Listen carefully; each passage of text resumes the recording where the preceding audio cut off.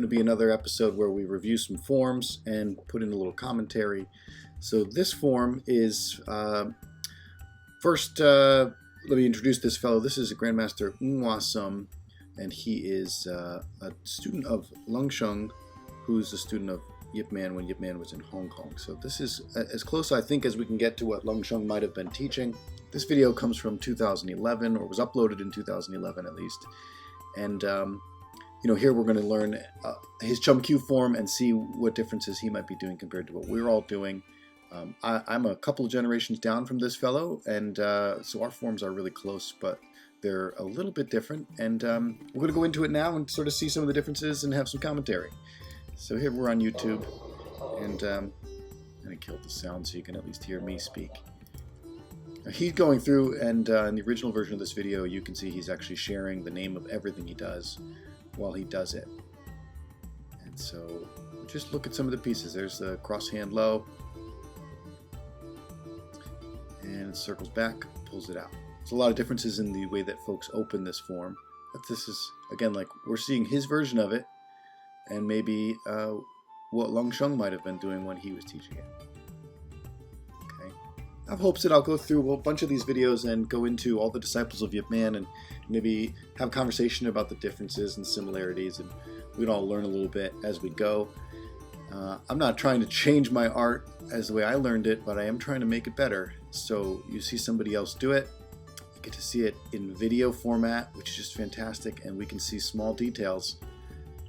If you look at our last video with Leung Gai, you can see that this section was talking about the triangle shape. So he's doing such a nice job of just forming this slow for us. A couple of hands that just bring out forward as a spear. Always, a lot of folks do this quite different. They flick the hands, or they might do this as you saw in the last video. Leung Gai did this section 3 times. So I don't know what he's saying. Anybody finds the original and is good at translating the Cantonese, you're welcome to share what it is that he might have been discussing. But if you saw the original and you speak Cantonese, you can see he's going through the names of the tools. Notice he's set back. He's in the isosceles triangle here. So he's a right angle triangle. His weight is on one post. Hands are stacked in the double lan cao. Waiting for him to turn. You get to see. Shifts his weight and spins on his heels.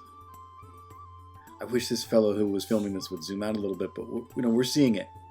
You're gonna have to just assume what his footwork looks like. Okay, the hands come out. Notice they're not too high up, so he's controlling an approximate midline where you probably would be managing a person's arm power.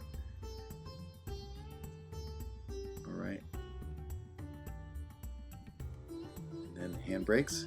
In the last video you saw, Leung Gai brought a Fuk Sao back. Here you can see this is more classic to what we all saw in Hong Kong, which was that the Jut Sao or returning Wu Sao will come back.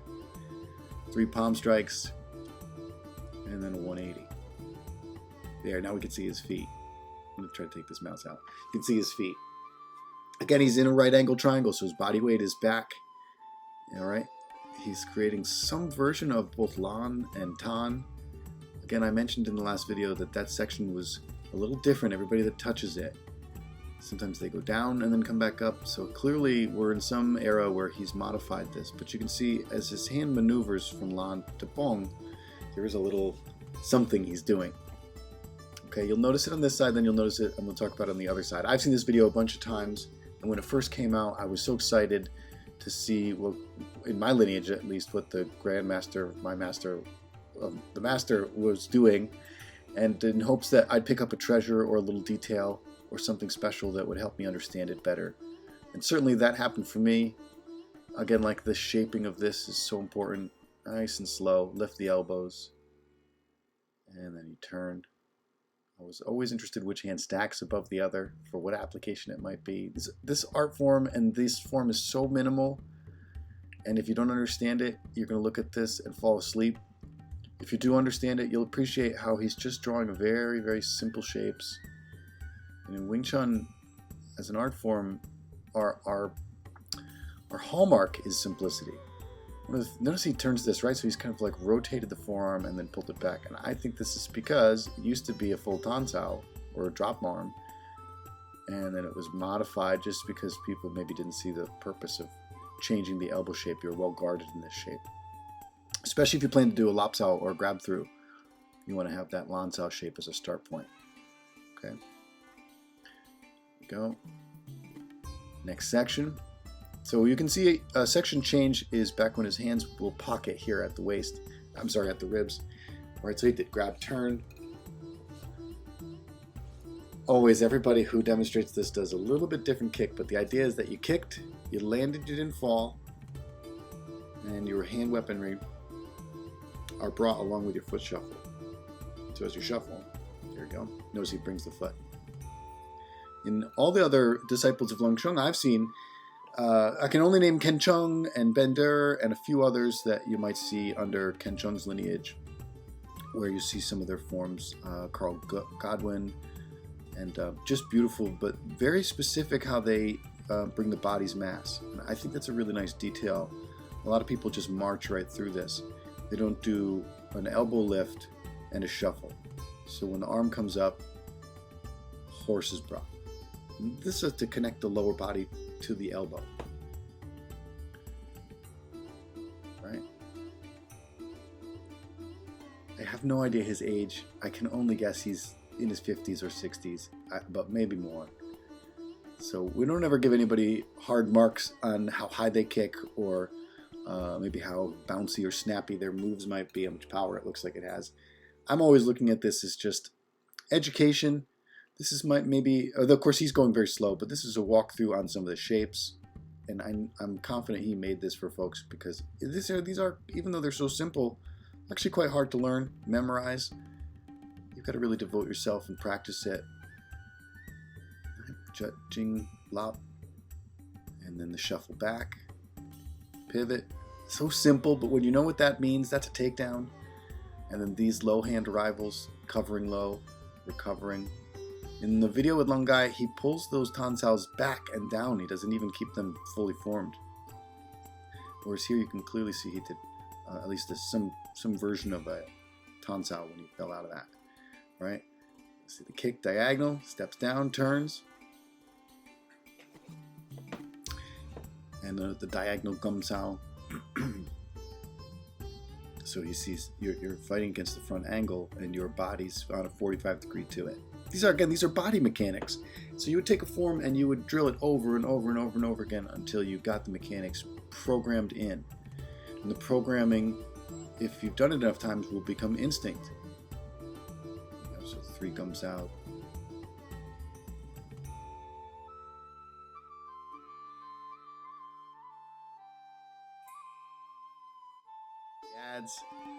And again, Grandmaster Ng performing his Biu Jee. In the last video, Chum Q is the second form in the boxing art. It's the first time in the form sets where you begin to turn and kick and do combinations. Silim Tao form is always just standing still and getting your alphabet, and it's the meditation form. This master's doing this quite slow, and so you could say that these are all meditation forms when you go this slow because you're very deep in the body and very deep into the pattern, looking for nuance. And anyway, at the same time getting good exercise. So I'm going to go ahead and play this. And this is filmed the same day, same outfit, obviously, and you can see now some of the details. Nice horse. Hardly any change in his hips when he finishes his horse position. Okay.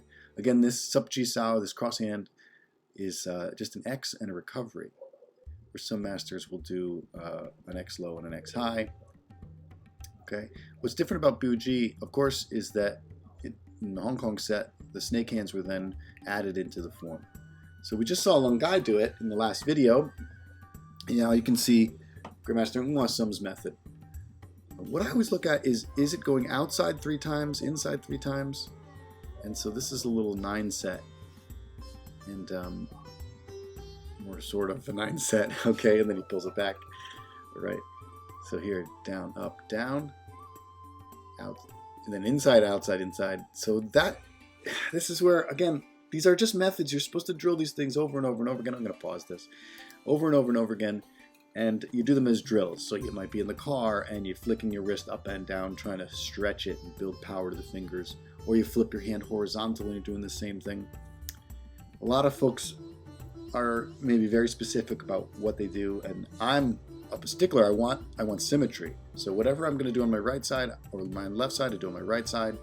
And then when you do drills, of course, you're looking for symmetry. So then the form ought to have symmetry, but he clearly just did not put symmetry into what he was doing. Again, no hard marks, because he's going slow, he's talking, and he's just basically giving you the rundown on this. But if you looked at what that just did, is that I'm going to play it again. He did a knife first, whereas on the left side he did a spear first. So this is talking about the horizontal Biu Jee. Anyway, you see, as we go down the treasure hunt here, we're going to see differences and similarities, and we're going to see everybody's take on what it is that this art is all about. I think it's a living art. I don't think it's ever meant to have been crystallized, but the methodology and the tools, that's where you can get into the science, because the human body only works a certain way. When a person reaches to you, that only happens in a certain way. The mechanics it takes to be able to reach and put power, these are sciences. You can't make this up. And so then there are many, many ways that you can handle a person's power using what we call a Wing Chun structure. So I always look at the structure, or I look at the height of some of the positioning. Everybody's different, and then every opponent is different. So if you're fighting against a tall person, you need to make adjustments that are different than if you're fighting against a short person. And so again, like when you look at a form and you're trying to compare and say, what should people be doing? If you trained with these masters, any of these people, you might see every day of the week that they train their form, they do it just a little bit different. And so when you film them, it's unfortunate you capture only one impression of how they might have practiced it on any given day, and every day of the week is a little different, and you might just do certain things slightly different from one day to another.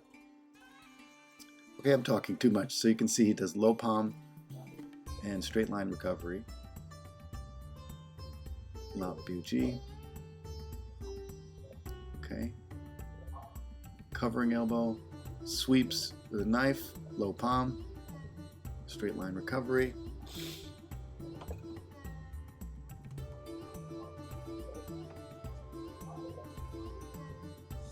There you go.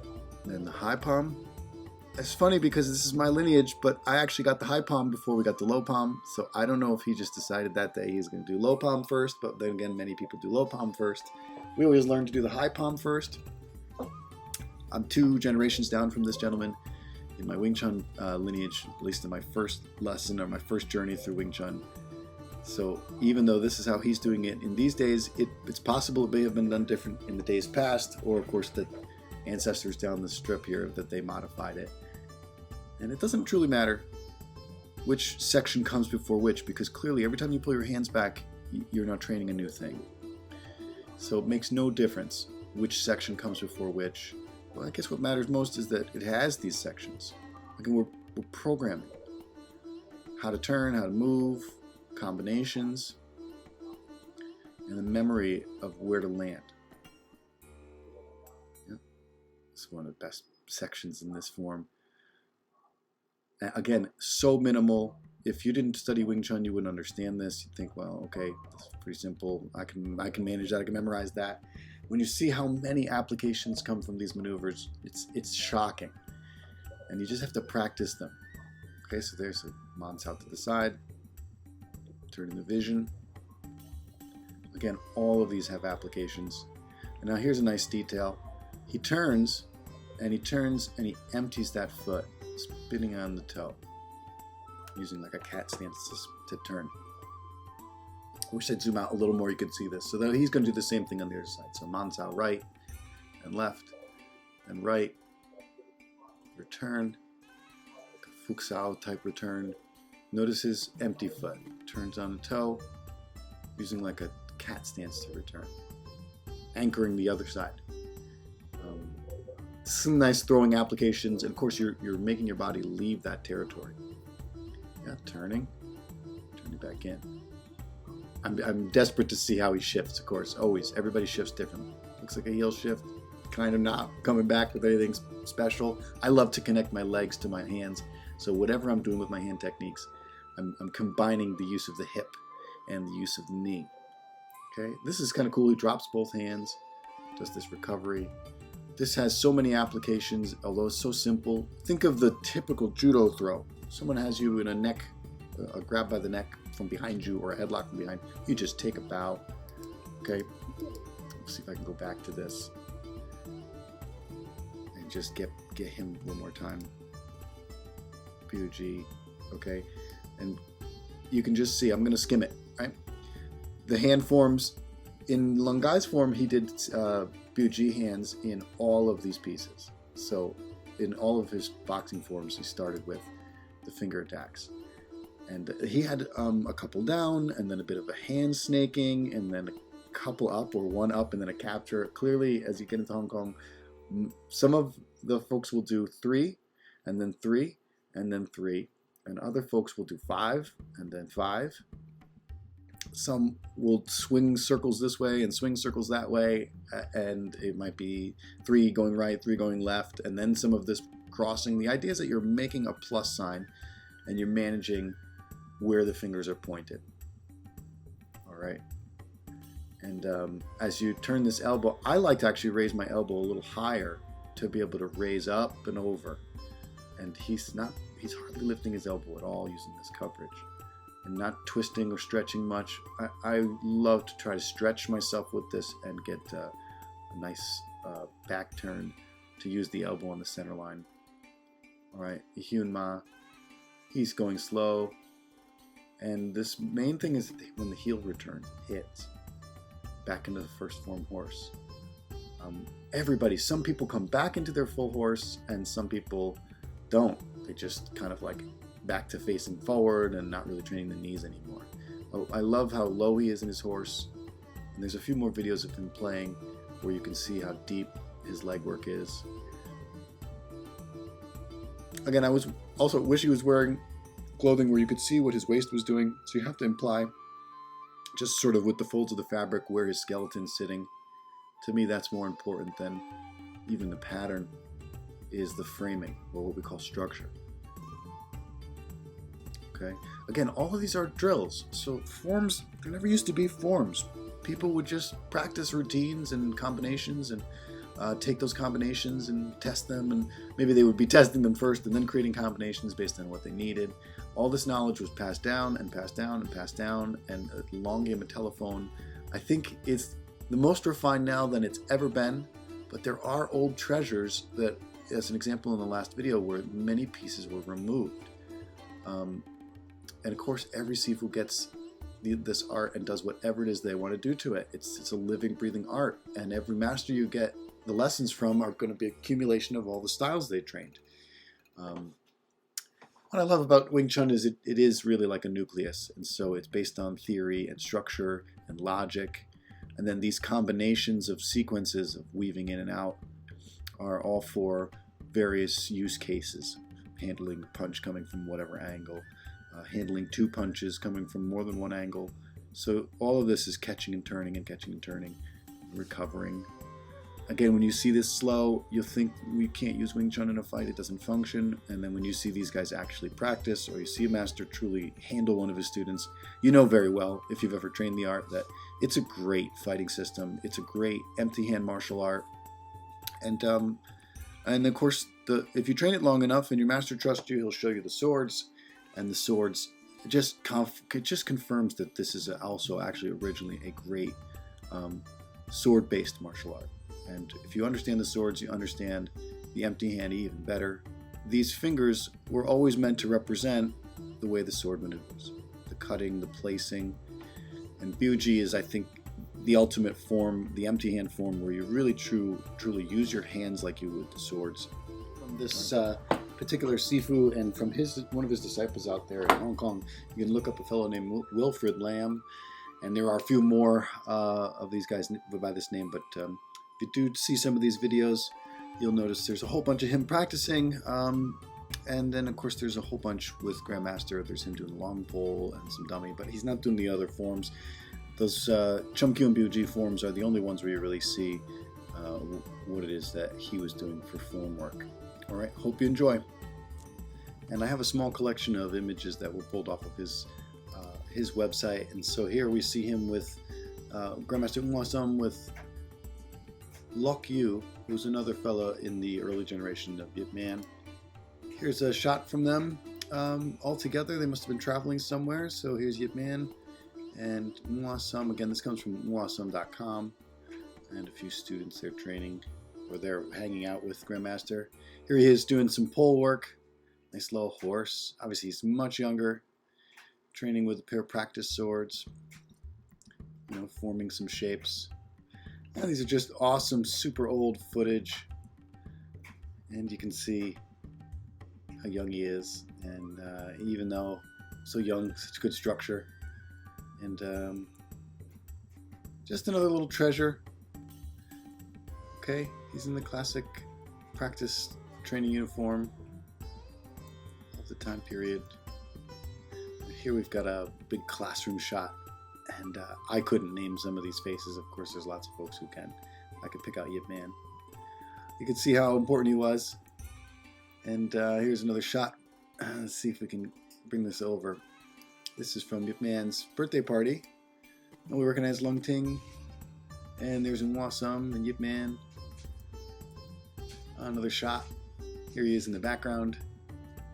Yip Man about to do a toast. Just fantastic. All right, thank you again for joining us. Okay, thank you guys for joining me, and we'll catch you again in the next video. Give us a like, give us a subscribe, and definitely leave a comment down below and let us know what you think.